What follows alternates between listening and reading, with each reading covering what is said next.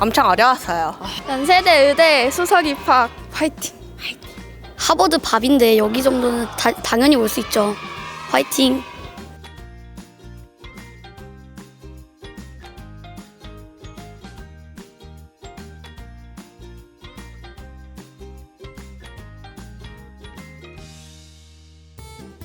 반갑습니다.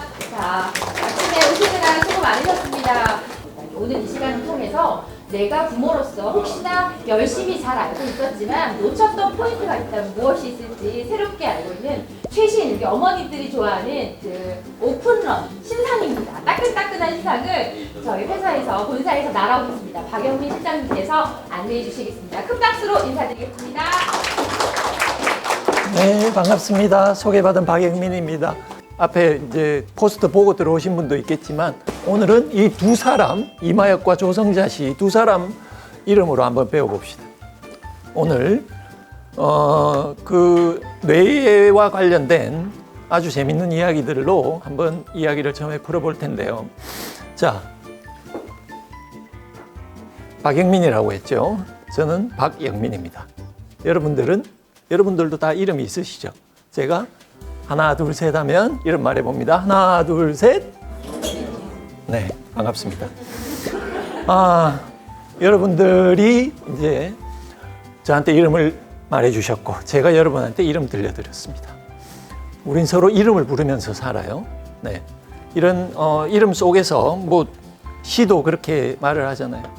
네가 나의 이름을 불러주었을 때 나는 너에게로 가서 꽃이 된다. 우리도 애들을 한떨기 아름다운 꽃으로 지금 키우고 싶습니다. 그때 두 가지 이름을 기억하자. 오늘의 두 이름은 바로 이마혁과 조성자입니다. 아이들은 태어날 때 860개의 뇌세포 똑같이 가지고 태어난다고 했죠? 자, 여러분들 다 주먹을 한번 쥐어보세요.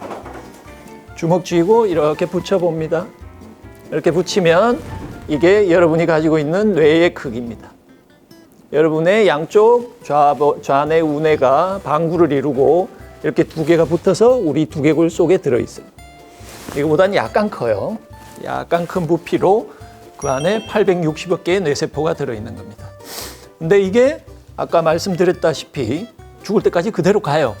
근데 애가 태어났을 때 달라지는 건 뭘까요? 그 뇌세포가 죽을 때까지 그대로 가는데 달라지는 거는 배선입니다. 애들의 뇌세포와 뇌세포 사이에 연결이 이루어지는 거예요. 그거를 이제 시냅스 연결이라고 합니다. 그때 벌어지는 일이 바로 애들의 뇌 속에서 뭔가 동작을 보고 엄마와 눈을 맞추고 옹알이를 시작하고 이럴 때 반짝반짝 불이 일어납니다. 그렇게 스파크가 벌어지면 fire and wire라고 그래요. 불이 일어나면서 서로 와이어가 된다. 배선이 연결이 되기 시작한다. 그러면서 애들이 생존에 필요한 뇌 속에 가지고 있던 온갖 핵심 지식이란 것들을 발현을 하기 시작해요. 그러면서 점점 더 애들이 성장을 하는 겁니다.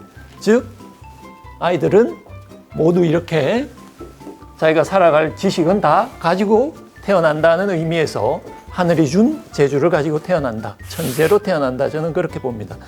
근데 이 천재를 1000가지 재주로 저는 또 해석하기도 해요. 즉, 하이데거 같은 철학자가 이런 말을 했어요. Every man is born as many men and dies as a single man. 많은 사람으로 애들은 다 태어나요. 머릿속에 잠재력이 무궁무진하다는 뜻이죠. 그렇지만 죽을 때는 그 모든 것들이 막 버무려져서 하나의 모습으로 죽잖아요. 그래서 dies as a single man 이런 식으로 이제 하이데거라는 철학자가 말을 했다는데요. 인생 내내 우리가 어떤 이런 하늘로부터 물려받은 재주를 발현을 할지 그게 중요하다는 거죠. 근데 그 애들의 뇌 발현을 본격적으로 이야기하기에 앞서서 인간 이야기, 좀 큰 이야기부터 먼저 해볼게요. 빅 히스토리라면 빅 히스토리인데요. 인간은 3초. 이 이야기 많이 들어보셨죠? 들어보신 분 손? 네, 한 분 계시네요. 뭐 많이 못 들어보셔도 상관없습니다. 제가 말씀드릴 테니까요. 인간은 3초. 이 이야기는 이런 인포그래픽에서 나왔습니다. Earth History in 24 Hours. 지구의 역사 46억 년을 24시간으로 압축을 해봤어요. 그러면 뭐 저기 태초에 플래니테이아라는 게 와서 지구랑 꽝 부딪혀서 달이 생기고 막 이런 복잡한 과정을 거치면서 최초의 생명의 조상이 15억 년 전에 발생했고 이렇게 쭉쭉 계속 돌다가 결국 인간은 언제 태어났다? 인간은 몇 초라고 했어요? 3초. 지구 전체의 역사를 두고 볼 때 인간은 3초 동안 지구에 존재했어요. 그 전에 46억 년은 인간 없이 이렇게 걸어다니면서 지구의 주인인 척하고 있는 우리 인간 없이 지구는 잘 46억 동안 굴러왔던 거예요. 이 이야기를 하기 위해서 5분 전과 7초 전이라는 이야기도 기억을 해주셨으면 좋겠어요. 이 이야기는 그 인간이 지구상에 존재했던 이 3초를 확대를 해봅니다. 확대를 해보면 직립보행 인류의 역사를 그 3초 동안 걸었던 인류의 역사만 또 24시간으로 제가 한번 만들어 봤어요. 그러면 약 300만 년 전에 우리처럼 걷는 이런 유인원이 나무 위에서 살던 유인원이 사바나로 내려와요. 내려와서 지금 뭐 330만 년이 되기도 하고 이렇게 유물이 발굴되거나 새로운 두개골이 발굴될 때마다 저 시간은 막 바뀌어요. 근데 하여튼 300만 년 전이라고 합시다. 직립보행 인류가 내려와서 땅을 걷기 시작했어요. 그러다가 260만 년 전쯤 되면은 이제 석기를 이용을 하는데 최초의 석기가 저때 발견이 돼요. 탄자니아의 올드완 석기라고 제가 적어놨네요. 그리고 120만 년 전쯤 인류의 역사 24시간에서 12시 조금 넘어서부터는 불을 이용하기 시작해요. 그게 이제 우리의 직접적인 조상, 우리는 호모 사피엔스잖아요.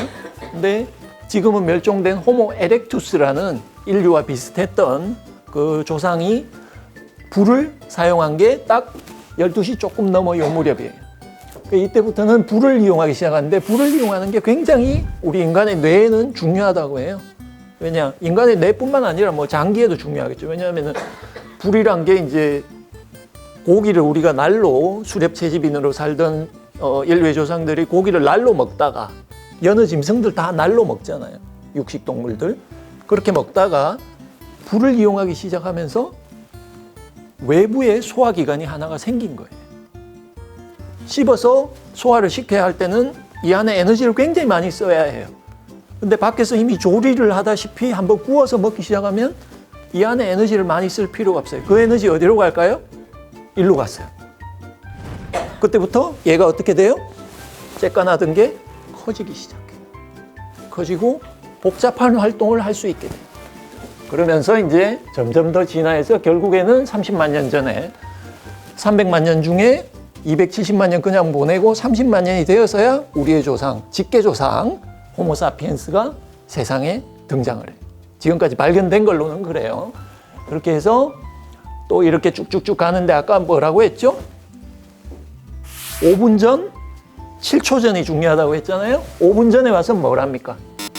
농업혁명이란 거래요. 그리고 7초 전에 뭘 했다? 산업혁명이란 거랬어요. 이거를 유발 하라리 같은 사람은 지금 7만 년 전이라고 되어 있던 저기쯤에 인류가 인지혁명을 했다.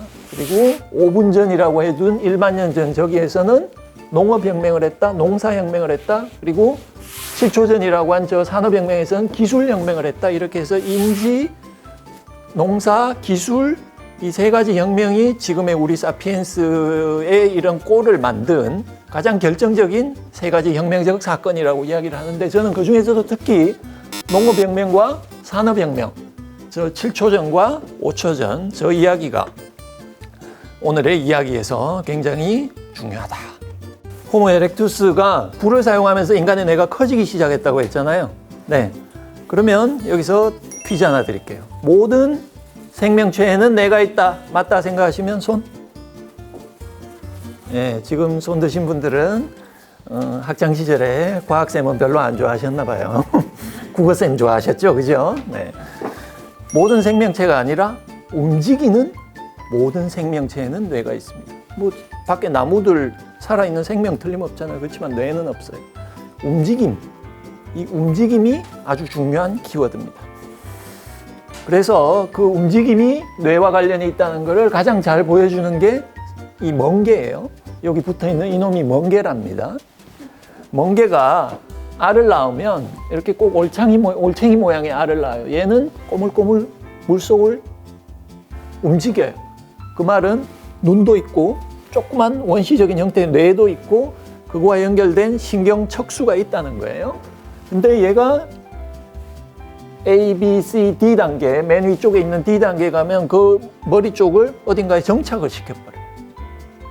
그리고는 이제 성체가 되기 시작하는데, 자라는데 그 과정에 자기의 뇌와 자기의 눈이 어떻게 돼요? 막 움직일 때는 필요했잖아요. 근데 움직이지 않아요. 정착했어요. 이때는 자기 뇌와 눈을 자기 스스로 먹어치워요.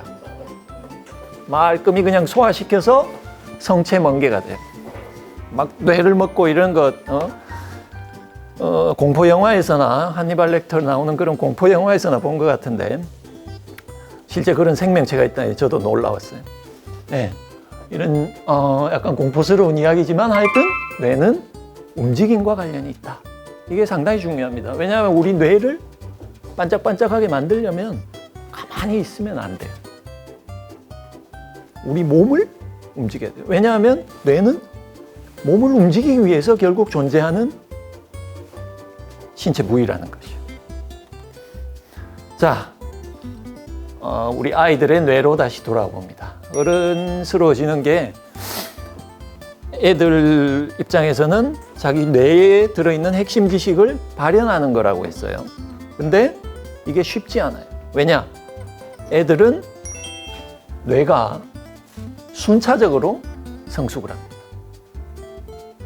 애들의 뇌가 한꺼번에 다 확 좋아지면 금세 뭐 태어나자마자 막 뛰어다니고 몸을 움직이는 거니까 뛰어다니고 자기 일도 자기가 척척하고 막 어른보다 더 어른스러운 말도 잘하고 이래야 될 텐데 그렇지 않아요. 굉장히 오랜 시간 어른들이 돌봐주고 케어하고 사회적으로 관계 맺기에 많은 실패 속에서 애들의 뇌는 성숙이 돼요. 그 이유가 바로 이처럼 뇌는 뒷부분부터 해서 어디로? 앞부분으로. 뒤통수 여기를 부터 시작해서 앞부분 머리 꼭대기와 관자놀이 쪽을 돌아서 맨 앞쪽 이마 쪽으로 올 때 뇌가 배선이 완료가 돼요. 그래서 오늘의 첫 번째 키워드 이마엽이 바로 여기서 나옵니다. 뇌는 이제 이렇게 밑에서 쭉 올라오는 뇌줄기가 있어요. 이게 원시뇌라고 해요. 여기는 생명 유지, 우리 심장을 뛰게 한다든지 아니면 무조건 반사. 뭐 별로 우리가 신경 안 써도 바로바로 해야 하는 즉각적인 행동들은 이 뇌줄기에서 거의 맡아요. 그리고 바깥을 이렇게 아까 우리가 말했던 이 두 개의 좌뇌 우뇌가 둘러싸고 있어요. 그 좌뇌 우뇌가 둘러싸고 있는 거기 쪽이 지금 방금 말한 이 배선이 이루어지는 영역이에요. 인간이 가장 많이 활용하는 영역이 바로 그 부분입니다. 즉 뇌줄기 바깥에 이렇게 잎사귀처럼 둘러싸고 있다, 펴 있다, 줄기가 있고 밖에 잎사귀가 있다고 해서 잎사귀 옆좌를 써서 후두엽, 뭐 여기는 뭐 관자엽이라고도 하고요. 꼭대기는 꼭대기라서 두정엽, 앞쪽은 이마 쪽이다 해서 이마엽, 이렇게 낙엽 할 때 그 옆자를 써서 바깥쪽을 그렇게 엽이라고 불러요. 그래서 뒤쪽 후두엽부터 시작해서 두정엽 아니면 관자엽 그리고 이마 쪽으로 가면서 애들의 아까 말했던 그 파이어 앤 와이어 과정이 일어나는 거예요. 배선이 깔리는 거예요. 그래서 가장 앞에 이마엽은 어떻게 된다? 가장 늦게 성숙한다. 아, 도대체 우리 애는 왜 저러지 싶은 문제는 거의 대부분 이 문제 때문에 벌어지는 거예요. 어른들은 이미 여러분들은 모두 이마엽 쪽이 잘 배선이 완성이 돼 있어요. 그래서 사리 판단이 아주 분명하고 모든 일에 유연하게 대처할 줄 알아요. 그렇지만 애들은 아직 깔리고 있는 중이에요. 그리고 특히나 이 부분이 느려요. 그리고 이 부분의 역할은 잘 못하겠죠? 그래서 그 부분의 역할이 뭔지를 우리가 알아야 된다. 오늘 그래서 그 말씀을 드릴 텐데 제가 다 뭐 연구하고 이런 걸 리가 없잖아요. 저도 책에서 보고 읽은 건데요. 10대 남자아이 둘을 둔 엄마이자 세계적인 신경과학자인 프랜시스 젠슨이라는 엄마 박사님께서 자기 책 10대의 뇌라는 책에서 우리말로 번역이 되어 있어요. 여러분 가서 찾아보실 수도 있어요. 10대의 뇌에서 이 문제를 무려 약 한 350여 페이지에 걸쳐서 잘 설명을 해놨어요. 그 중에 한 페이지 보실까요? 62쪽에 보면 애들의 성숙하는 뇌가 만 5세부터 만 20세까지 배선, 아까 말한 파이어 앤 와이어에 의해서 배선이 깔리기 시작하면 저렇게 점점 색깔이 진해져요. 그 과정이 어떻게 되는지를 보여주는데 언제까지? 거의 20세까지 계속 배선이 깔리는 거예요. 그게 방향을 뒤쪽에서 앞쪽, 여기도 뒤쪽에서 앞쪽으로 가고 있다. 그런 모습 보여주고 있죠. 이거는 아이들의 뇌 성숙 정도를 보여주기 위해서 찍은 MRI 영상이라고 합니다. 그 프랜시스 박사가 정리해 둔 걸 제가 오늘 간단히 소개를 드릴 텐데 그 엑기스를 뽑기에 앞서서 뇌의 각 부분이 어떻게 기능을 펼치는지 하나씩 살펴보도록 할게요. 첫 번째가 후두엽, 아까 말한 뒤통수 쪽이죠. 여기는 눈과 직접적으로 관련되는 부분이에요. 머리 꼭대기 쪽으로 올라오면 공간 지각이나 감각, 집중력, 언어의 다른 사람의 말이나 글을 이해하는 그런 능력을 발휘하는 부분이 마루옆 쪽에 배선이 잘 깔려야 된다는 거죠. 그리고 관자놀이 쪽, 이쪽은 청각과 후각, 그리고 또 역시도 말의 이해를 돕는 베르니케 영역이라는 곳이 있고요. 해마와 편도체라는 곳도 이곳과 근접한 안쪽으로 있어요. 그래서 이 해마나 편도체는 우리가 뭐 스트레스 관리나 장기 기억 이야기할 때 굉장히 많이 나와요. 근데 마지막 부위 이마엽은 저런 역할을 한답니다. 이성적이고 합리적인 판단, 그리고 대인관계의 사회성, 위험 감수 행동을 어떻게 할까, 그런 위험을 판단하는 역할, 또 단기 기억이 저기서 저장이 됐다가 아까 말한 이 해마 쪽으로 밤에 잘 때 장기 기억으로 옮겨주는 그런 역할을 하는 곳도 또 저기예요. 그리고 미래 계획 기억이라는 역할도 하고 있고, 이렇게 한마디로 말해서 이 이마엽이라는 부분은 지적 활동의 중추다, 이렇게 보시면 돼요. 우리가 통찰력, 판단력, 뭐 추상적인 사고, 계획 이런 거 하려면 이 부분이 잘 배선이 되어 있어야 한다는 거죠. 근데 애들은 그 부분이 제일 늦게 배선이 완료된다. 그게 우리 엄마들을 안타깝게 하는 거죠. 네. 어쩔 수 없어요. 애들이 이렇다는 것을 알고 나면 우리가 한결 좀 마음이 편해지지 않을까요? 왜냐하면 우리도 그런 시기였잖아요. 지금 애들 쫄아가지고 시험 보고 있는데 우리 옛날에 시험 때문에 막 치를 떨던 거 생각해 보세요. 그땐 정말 도대체 어떻게 해야 되나 싶고 고사장 한번 찾아가는 것도 진짜 큰일이에요. 가서는 뭐가 안 보인다 그러면 막 금방 패닉이 되어버리잖아요. 그럴 때 다정하게 손잡고 옆에 와서 괜찮아, 여기 보고 찾아가면 돼 라고 일러주는 엄마가 있다면 훨씬 편안하게 그런 하루를 보낼 수 있는 거죠. 오늘 제가 드리고 싶은 이마엽이란 키워드도 바로 그런 의미에서 뽑아온 키워드입니다. 그래서 프랜시스 박사는 물어요. 10대는 왜 이렇게 감정 기복이 심하고 충동적이고 쉽게 지루해하고 막 자기 감정을 아무 여과 없이 표출해버리고 함부로 말대꾸하고 어른들 말은 뒷전이고 음주, 운전, 성 이런 데 대해서 도저히 어른이라면 하지 않을 그런 판단들을 결정들을 내리는지, 왜 얘들의 의사결정은 이렇게 미숙한지, 몸은 다 큰 것 같은데. 프랜시스 박사의 의견으로는 이 이마엽의 배선이 약 80% 정도 성숙되어 있을 뿐이다 라고 얘기를 해요. 그래서 10대의 뇌회로를 봐라. 그러면 애들이 왜 이런 상태인지를 이해할 수 있다라면서 자기의 책을 썼어요. 10대를 둔 보호자라면 어떻게 해야 되냐를 프랜시스 박사가 한마디로 이야기하기를 10대 자녀들을 대신해서 생각을 해주라. 그런 외부의 이마엽이 되어줘야 한다. 언제까지? 애들의 이마엽이 완전히 성숙해서 스스로 그 뇌로 모든 일을 감당할 수 있을 때까지, 즉 자녀의 뇌가 완전한 배선과 연결을 마치고 자기 스스로 작동할 수 있는 그런 수준까지 말이죠. 아까 호모 에렉투스의 불 발명 이야기하면서 우리 몸 외부에 하나의 소화기관이 생겼다고 했잖아요. 그것처럼 우리 애들도 외부에 부모라는, 그리고 좋은 보호자라는 그런 자신의 이마염 역할을 해주는 분이 있어야만 이 질풍노도와 같은 함부로 어떻게 자기 스스로도 잘 관리가 되지 않고 제어가 되지 않는 청소년기 10대의 과정을 잘 헤쳐나갈 수 있다. 그런 의미에서 저는 호모 에렉투스의 불발명이나 마찬가지로 이런 프랜시스 박사의 외부의 이마염 역할을 부모가 해주어야 한다라는 이야기가 굉장히 매력적으로 봤어요. 그래서 여러분들하고 오늘 꼭 나누고 싶었던 거죠. 근데 좀 까마득하긴 해요. 그죠? 자녀의 뇌가 스스로 모든 일을 감당할 수 있을 때가 아까 언제라고 했어요? 20대나 돼야 된다고 했잖아요. 대학 졸업할 때까지 다 우리가 돌봐줘야 된다. 뭐 그런 이야기나 마찬가지라 까마득한데, 프랜시스 박사가 그래서 여러 가지 팁을 줘요. 책 곳곳에. 첫 번째, 아이의 머릿속으로 들어가라. 자, 이제 우린 알잖아요. 아이들 스스로 막 내가 왜 이러지 하면서 어리둥절해하고 있는 상태다 이 말이죠.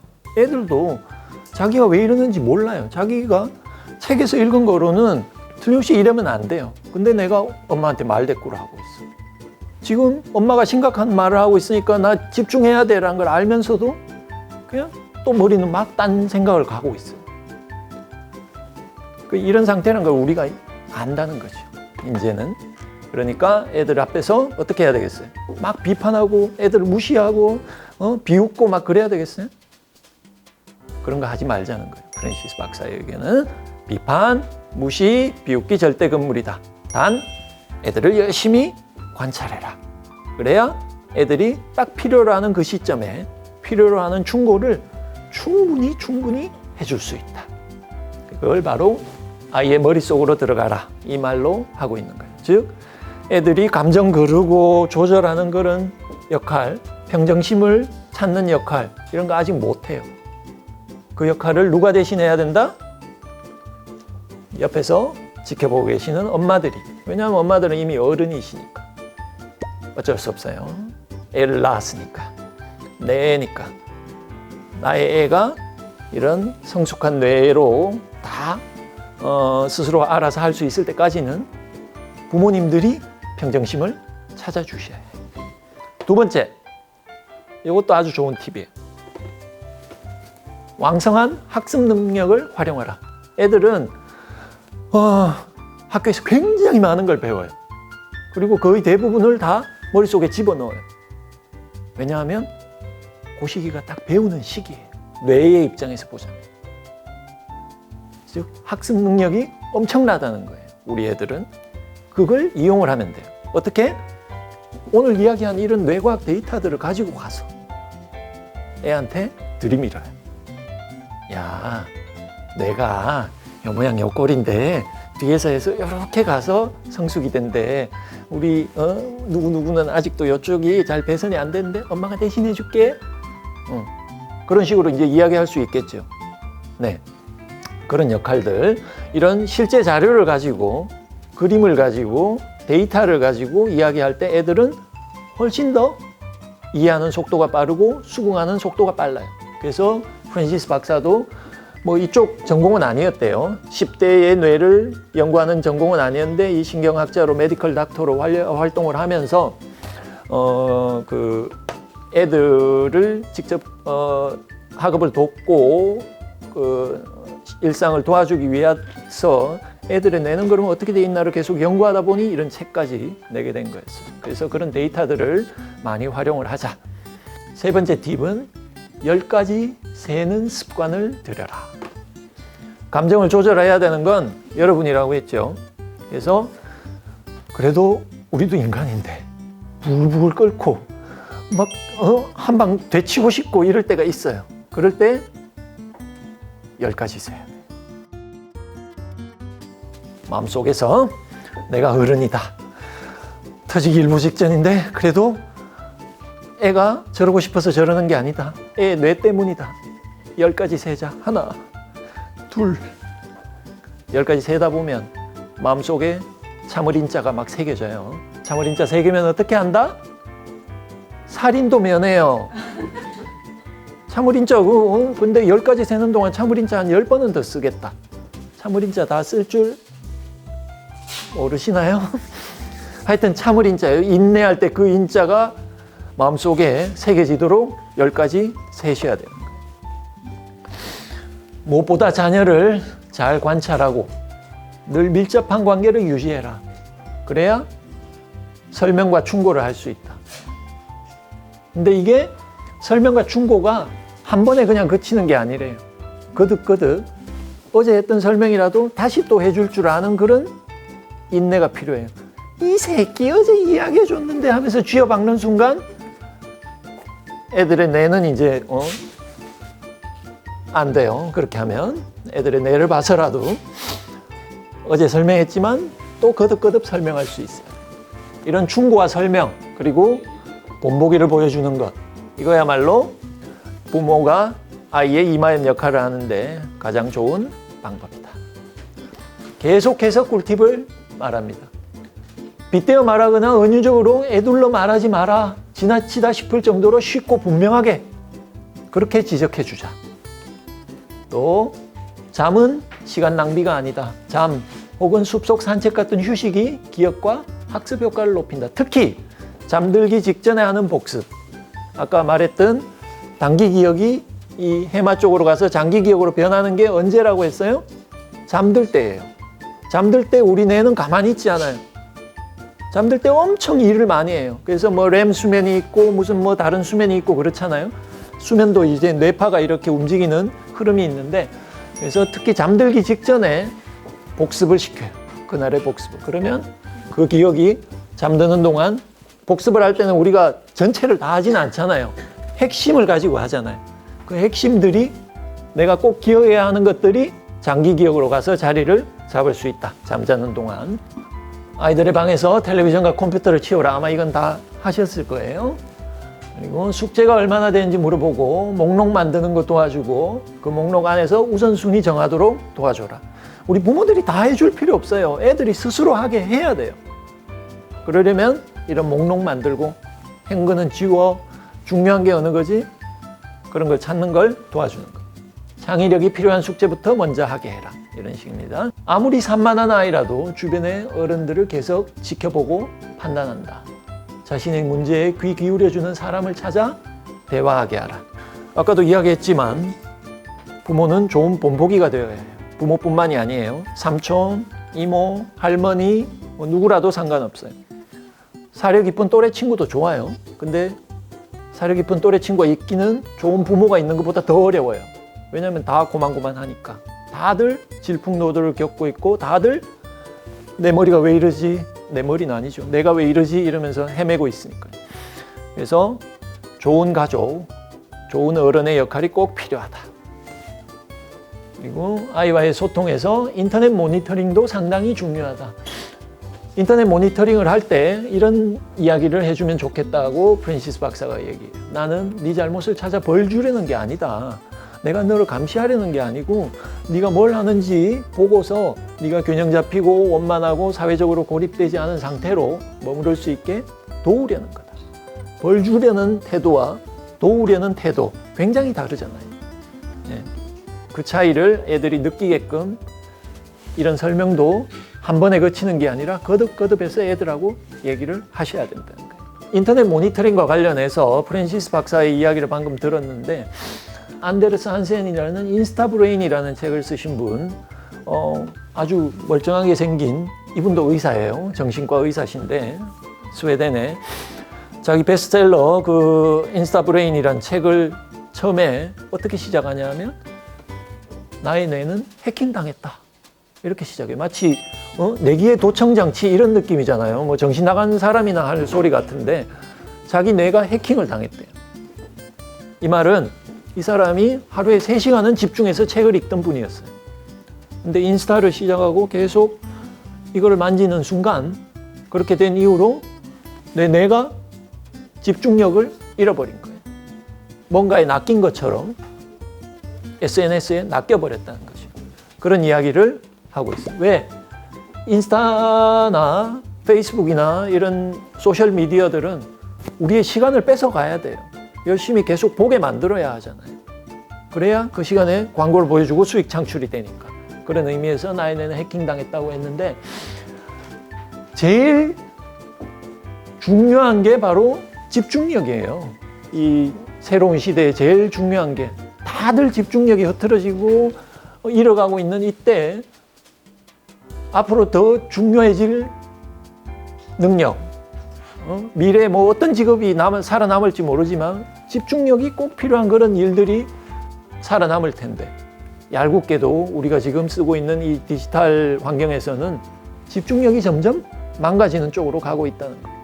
이게 경종을 울리기 위해서 이런 이야기를 하고 있어요. 근데 어디 집중력뿐입니까? 페이스북 이사인 스튜어트 크랩이라는 사람은 깨구리를 찬물에 넣고 천천히 가열하면 자기가 죽고 있는 줄도 모르고 있다 결국 삼켜 죽는다는 이 비유를 들어서 온라인에서 보내는 시간은 업무 성과뿐만이 아니라 인간관계나 삶의 질에도 영향을 미친다. 우리가 마치 삼켜 죽기 직전에 깨구리이면서도 자기의 앞날을 모르고 있는 듯한 그런 처지는 아닌가라고 페이스북 이사께서 심지어 페이스북 이사께서 말입니다.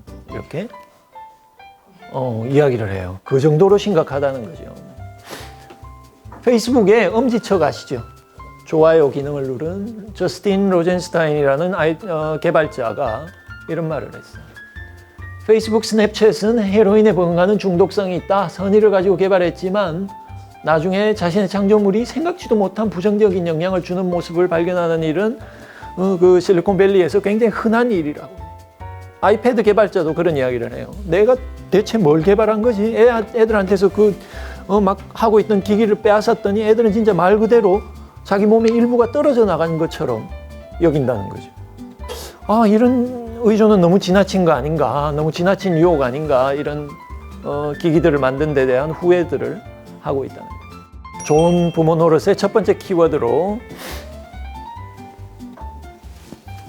이마엽과 관련된 이야기를 했습니다. 여러분들이 아직 배선이 깔리고 있는 중인 애들의 이마엽을 대신해서 외부의 이마엽 노릇을 잘 하시기를 기대하면서 두 번째 이야기로 넘어가 봅시다.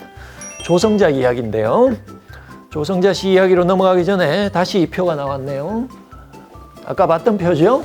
인간 300만 년을 24시로 한 거. 여기서 300만 년 중에 단 1만 년 동안만 우리가 지금 뭐로 살고 있다?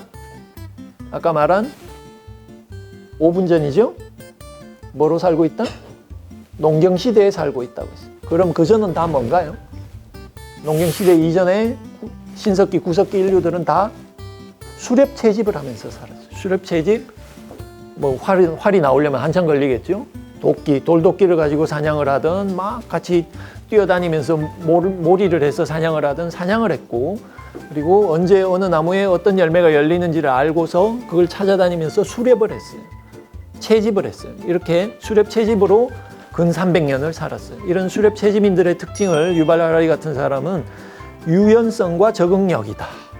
즉 환경 변화에 적응하지 않으면은 바로 도태되어 버리는 인간들이었다는 거죠. 그때는. 그리고 몸과 감각에 굉장히 민감했다. 그것도 또한 몸과 감각에 민감하지 않으면 살아남을 수가 없었으니까. 그래서 유발 하라리 같은 사람은 아주 과격한데, 수렵 채집인들은 저 300만 년 동안 살았던 수렵 채집인들은 최근 1만 년 동안 살았던 농부들보다 훨씬 더 행복했다라고 이야기해요. 그래서 앞으로 우리가 이 디지털 시대에 적응하기 위해서는 이 수렵 채집인들의 유연성과 방금 이야기 들었던, 그리고 수렵 채집인들의 몸과 감각에 민감했던 그 삶을 본받아야 한다는 주장까지 하고 있어요. 근데 뭐 행복했던지 어떤지는 잘 모르겠어요. 사실 그에 대해서 논란이 좀 분분해요. 왜냐하면 우린 지금 다 70, 80 넘어서까지 다 살잖아요. 근데 수렵 채집 시대의 이 유골들을 DNA 조사를 해보면 평균 수명이 약 30세래요. 그리고 그 중에 한 절반 정도는 누군가에게 맞아 죽은 두개골들이, 이쪽이 깨져 있거나 이쪽이 깨져 있고, 주로 오른손잡이한테 맞아서 왼쪽이 깨져 있고, 그렇거나 하여튼 그렇게 구타나 살인이 빈번했고 그리고 굶어 죽는 사람이 그렇게 많았어요. 그래서 30세까지 살면서 한 10세가 되기 전에 사망하는 비율이 거의 50%였어요. 이렇게 살았던 사람들이 과연 우리보다 행복한지는 모르겠지만 어쨌거나 그 사람들로부터 배울 게 있다면 이 유연성과 그리고 몸, 감각에 집중하는 그런 삶을 살았다는 것. 그거를 하라리가 얘기를 했어요. 자, 제가 오늘 말씀드리고 싶은 거에 두 번째 키워드, 조성자. 이분은 바로 아이의 능력이 잘 발현되도록 상황을 조성하는 사람을 뜻합니다. 근데 그 역사 속 조성자의 첫 번째 사례로 이야기하고 싶은 게 바로 이 수렵 채집인들이에요. 그 300만 년 동안 결핍의 시대를 살면서 이 사람들은 자칫하면 굶어 죽거나 아니면 다른 동물들한테 잡아먹히거나 그랬어요. 그래서 몸을 움직여서 자기 몸을 최대한 활용하는 방식으로 300만 년을 살았어요. 그렇게 진화를 했어요. 거기로부터 이 상황 조성의 첫 번째 키워드를 찾을 수 있어요. 즉, 저 숲속에서 어른어른거리는 게 우리의 사냥감인지 아니면 우리를 잡아먹으려는 포식자인지 이렇게 하면 알 수 있어란 거를 자기들이 사바나를 걸어 다니던 그 모든 상황마다 현장 교육을 했던 거잖아요. 그리고 나무, 이 나무는 지금 우리가 열매를 다 따먹어야지 내일이나 이틀 뒤에 오면은 다 다른 동물들이 따먹거나 사가버릴 거야. 그런 거를 현장에서 다 일러줘요. 버섯도 마찬가지잖아요. 먹을 수 있는 거, 먹을 수 없는 거. 그런 것들이 다 현장에서 일어나는 교육이었고 상황의 조성이었다는 거죠. 즉, 같이 하는 모든 순간에 배움이 일어났던 것이다. 그래서 이 약 50명에서 150명 정도의 그룹을 이루어서 이 수렵 채집인들은 생활을 했다고 해요. 이 집단들의 행동, 그 동행이 끊임없는 서바이벌 교육의 현장이었다. 이런 의미에서 첫 번째 역사 속 조성자 씨로 소개를 드렸습니다. 아까 인간의 뇌가 막 커졌다고 했잖아요. 그 호모 에렉투스가 불을 이용하면서. 근데 최근 또 1만 년 정도는 2만 년 정도는 뇌가 최대로 커졌다가 점점 작아지고 있다고 해요. 어떤 사람은 뭐 테니스공 하나 정도의 부피를 이미 다 잃어버렸다라고 할 정도로 뇌가 작아지고 있다고 하는데 왜 작아지고 있을까요? 이거는 우리가 배우기 시작하면서 배움이 본격화되기 시작하면서 아까 뭐 우리는 자꾸 바깥으로 외부화하는데 익숙한 삶을 살고 있잖아요. 여러분이 애들의 이마엽 역할을 해주면 애들은 거기에 익숙해질 거예요. 우리가 불을 이용하면 우리 몸이 소화를 하지 않아도 되는 식으로 익숙해질 거예요. 그런 식으로 진화를 한단 말이죠.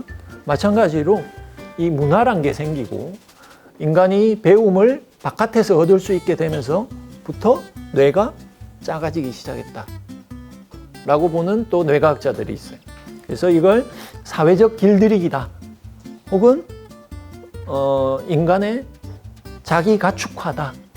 늑대를 길을 들여서 개를 만들고 뭐 닭도 그런 식으로 가축으로 만들고 그랬잖아요. 그러면 이 가축으로 만든 것들은 야생의 상태에 있는 것보다 뇌가 어떻게 될까요? 약 10에서 15% 작아진대요. 인간도 그런 과정을 거치고 있다는 거죠. 그게 우리 외부에 많은 지식들이 쌓이고 그 지식들을 후대로 물려주고 하는 이런 문화의 전수, 지식의 전수 과정을 통해서 스스로 길들여지면서 그렇게 됐다는 거예요. 역사 속 조성자 씨 넘버 2입니다. 여러분 잘 아는 분이에요. 석봉의 모친. 이분은 굉장히 유명한 카피를 남겼죠. 나는 떡을 썰 테니 너는 글씨를 써봐라. 네. 여자는 남자하기 나름이다. 또 뭐 어떤 카피 생각나세요? 산소 같은 여자. 우리가 많이 아는 광고 카피들 있잖아요. 이런 게 이렇게 석봉 어머니가 활약하던 한 200년 전쯤이라고 할까요? 200년 후에도 이런 카피들이 살아남을까요? 근데 석봉 엄마의 카피는 살아남았어요. 왜냐? 기가 막힌 상황 조성이었던 거죠. 나는 나의 일을 하겠다. 너는 나를 보고 너의 일을 하거라. 너와 나는 다르다. 그렇지만 내가 하듯 너도 해라. 라는 이런 상황 조성을 해줬던 거예요. 그리고 또 넘버 2 본 김에 넘버 3까지 보시자면 이분도 모친이네요. 맹자 모친. 맹자의 모친도 또 유명하죠. 맹모 삼천. 3,000번 뭘 한 게 아니라 3번 이사를 했다는 거예요. 맹모 삼천. 첫 번째는 뭐 묘지에서 막 애가 묘 밟는 사람들 따라하고, 두 번째는 막 사세요 사세요 이렇게 장사꾼 따라하고, 이러니까 학교 옆으로 옮겨서, 서당 옆으로 옮겨서 맹자가 이제 드디어 공부를 하기 시작했다라는 그런 상황 조성 이야기. 자, 이렇게 애들, 따라장이 애들이 제대로 뭔가를 따라할 수 있도록 만들어주는 것, 이것도 또한 제대로 된 상황 조성이다. 자, 이렇게 상황을 잘 우리가 조성해주면 애들은 창의력 올림피아드라고 하는 오디세이 오브 디 마인드라는 게 있대요. 이런 창의력 올림피아드 금메달리스트보다 훨씬 더 높은 창의력 점수를 받을 수 있다라는 의미에서 김경일 교수가 상황 조성 실험이란 걸 해요. 여러분 이런 거 보신 적 있나요? 이 도구들, 여러 가지 모양의 도구들이 있어요. 짜잘한 도구들을 가지고 초등학교에 가요. 김경일 교수는 3학년 교실에 간다고 해요. 가서 일반 애들한테 들어가서 얘들아 5개 고르세요. 그리고 그걸 가지고 아주 재밌고 신기한 걸 만들어 봅시다 라고 얘기를 합니다. 그럼 애들이 어떻게 될까요? 나와서 고를 때 뭘 고를까요? 만만한 것만 골라요. 뒷감당 안 되는 거 절대 안 고른다는 거죠. 근데 두 번째 반에 가서는 어떻게 하느냐. 자, 마음에 드는 거 한번 골라봐 하고선 뜸을 들여요. 그럼 애들은 뭐지? 하면서도 마음에 드는 거 진짜 자기 취향이 들어가요. 그때는 취향껏 골라요. 자기 검열 없어요. 앞에는 일반은 검열이 있었죠. 뒷감당 안 되는 거 안 고르다는 말이에요. 근데 이제 자기 취향대로 고르기 시작하고, 그리고 3반에 가서는 그리고 어떻게 할까요? 그 2반에서 고르고 난 다음에는 이제 새롭고 신기한 거 만들어 그러면 애들이 막 죽으려고 그러는 거지 그때. 근데 3반에 가서는 어떻게 하느냐? 얘들을 안 보여줘요. 안 보여주고 새롭고 신기한 걸 뭘 만들어 볼 거야? 뭘 만들어 볼래? 그 질문부터 먼저 해요. 그럼 애들이 막 뭐 지구를 지키는 로봇부터 해서 엄청난 것들을 막 이야기하기 시작해요. 그러고 나서 커튼을 딱 열고, 자, 여기서 5개 골라가서 방금 이야기한 그걸 만들어 봐. 그러면 애들이 놀라운 정도로 새롭고 신기한 걸 이걸 가지고 어떻게든 만들어낸다는 거죠. 마지막 4반에 가서는 똑같이 하는데 새롭고 신기한 거 한번 생각해 봐. 자, 이거 골라가서 만들어 봐. 한 다음에 옆에 사람하고 그걸 받고 이렇게 하는데 똑같이 3반이든 4반이든 굉장히 신기한 걸 만들어낸다는 거죠. 이렇게 상황을 바꾸면, 즉 자기가 좋아하는 걸 하게 해준 거잖아요. 응? 먼저 질문해서 네가 좋아하는 게 뭔지를 생각하게 해준 거죠. 이렇게 상황을 바꿔주면, 이렇게 관심과 꿈을 금지하지를 않으면 애들은 뭔가 창의적인 걸 해낸다는 거예요. 이거는 애들뿐만이 아니에요. 어른도 마찬가지라고 해요. 기업 간부들을 상대로 한 실험에서도 비슷한 결과들이 나온다고 합니다. 자, 이렇게 우리가 어떤 좋은 상황에 들어갈 때 창의성이란 게 생겨나는 거지, 창의력이 있어서 높아졌다, 낮아졌다 하는 게 아니라는 거예요. 그래서 저는 오늘 이 영상을 보여드리면서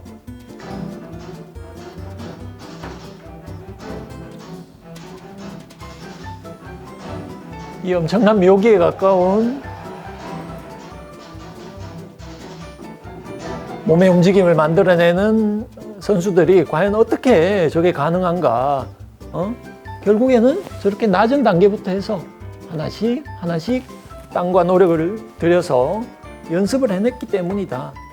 근데 애들도 결국에는 저런 과정을 거쳐서 뭔가를 경지에 이르는 어떤 것들을 성취를 해야 되는데, 애들이 어떻게 저걸 할 수 있을까? 그리고 우리가 해줄 수 있는 이런 상황 조성의 역할은 뭘까? 생각하다가 제가 생각해낸 건 바로 칭찬과 격려였어요. 애들은 실패를 하면서 자라납니다. 그리고 실패를 해야만 합니다. 실패 속에서 내가 뭔가를 배웠구나, 라는 거를 일깨워 주기만 하면 됩니다. 네. 그래서 어떻게 칭찬하느냐, 애들이 그런 실패로부터 배우게 하려면 늘 칭찬은 구체적으로 해라. 두리뭉술이하게 하면 애들도 그냥 두리뭉술이하게 듣고 말아요.